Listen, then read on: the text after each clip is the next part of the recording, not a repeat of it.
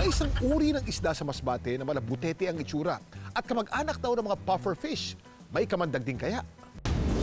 Ang espesyal at malabuteteng isda na ito na kung tawagin ay buriring. Bagsak presyo na raw sa halagang 20 pesos kada kilo. Ang tilapia namang ito sa kabila ng pagiging golden, halos wala daw halaga. Paano nangyari? At ang stonefish na kilala bilang isa sa pinakamakamandang na isda, pinipilahan daw dahil sa lasa nito. Pero wag daw makasiguro dahil ang mga isdang ito, mula sa taglay nitong lason at epekto sa kalikasan, may dapat daw tayong malaman. Ang kamandag ng stonefish ay nasa mga tinik. May lason pa rin siya. Invasive siya. Kaaway ng aming mga isda. Kung ganun, paano nga ba posibleng makain ang mga lamang dagat na ito?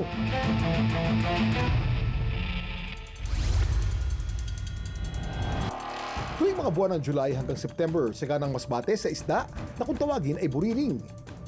Ang isda ay mabibili na lang daw sa halagang 20 pesos kada kilo. Ang food content creator na si Ampel, hilig daw lantaka ng buriring. At napakasarap nga po nito sa ginataan. Bukod sa lutong ginataan, isinisigang din niya ito. Ang tawag nga po dito mga ka-adventure ay buriring. Kamukhang-kamukha po talaga ito ng butiti na nakakalason. Ngunit ang isda po na ito ay napakasarap. Ang buriring ay lokal na tawag sa mga bata o juvenile na puffer fish na kinakain sa ilang lugar sa Pilipinas na may scientific name na Arothron manilensis. Kahit maliit pa lang, kaya na rin ang mga buriring na lumobo kapag nakaramdam ng panganib.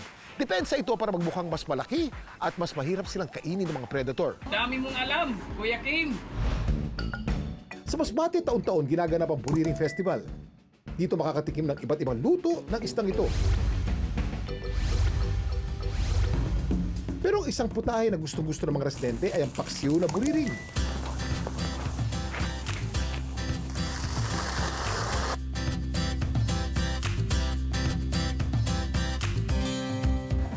Masarap ang atay niya.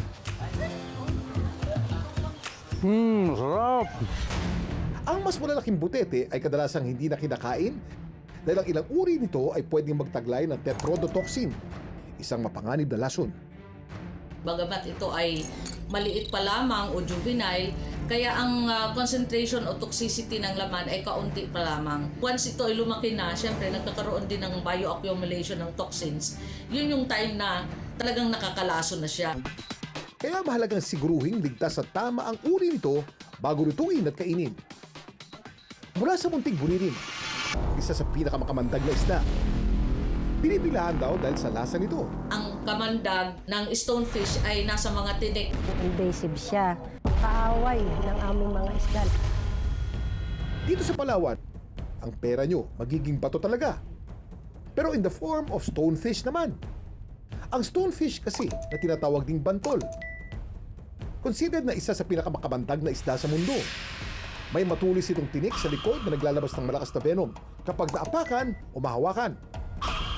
Meron itong taglay na verocotoxin na pwedeng maging sanhi ng severe cardiovascular depression o kaya respiratory distress at matinding sakit dulot ng pagkatinik.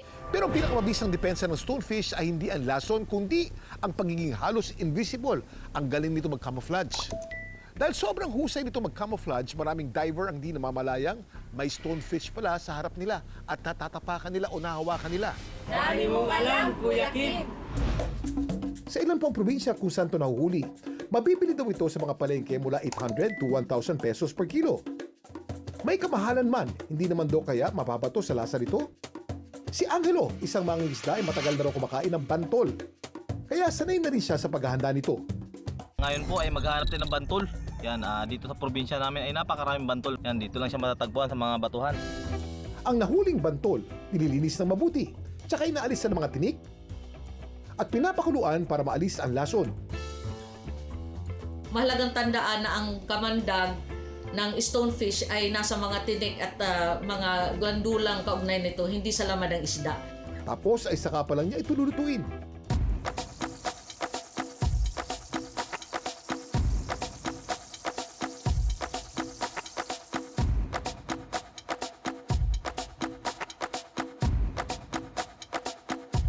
Sarap po niya, malinamnam.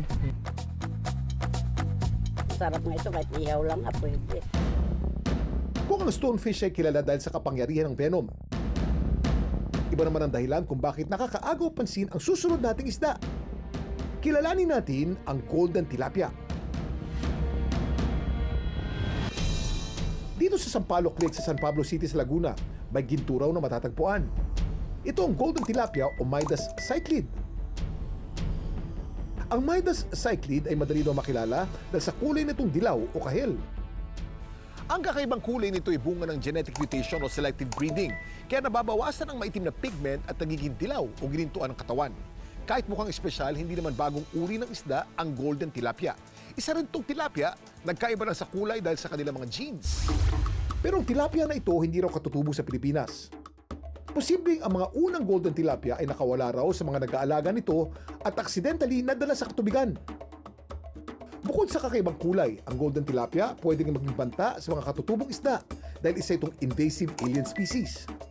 Nakikilala na siya kasi nga may mga nakakakita, nakakahuli hanggang sa yung mga vlogger. Pero sa totoo lang, hindi siya dapat maging source of income kasi siya nagiging kaaway ng aming mga isda. Nakain nila yung mga fingerlings. Dahil ito ay agresibo at mabilis din dumami, nauuna nito ang mga native fish natin sa pagkain at tirahan. Because of this, bumababa ang huli ng mas mahahalagang isda. Kahit golden ito ituring, wala daw ito halos salaga. Para mapakinabangan ang golden tilapia ang nahuhuli, inuulam na lang daw ito ng mga mangingisda. May lasa naman po siya, kaya lang hindi po siya kasing sarap nitong ating ordinaryong tilapia. Sa tamang paghanda at sapat na impormasyon, ang mga isdang tila kinakatakutan ng ilan, pwede palang kainin at pakinabangan. Dami mong alam, Kuya Kim.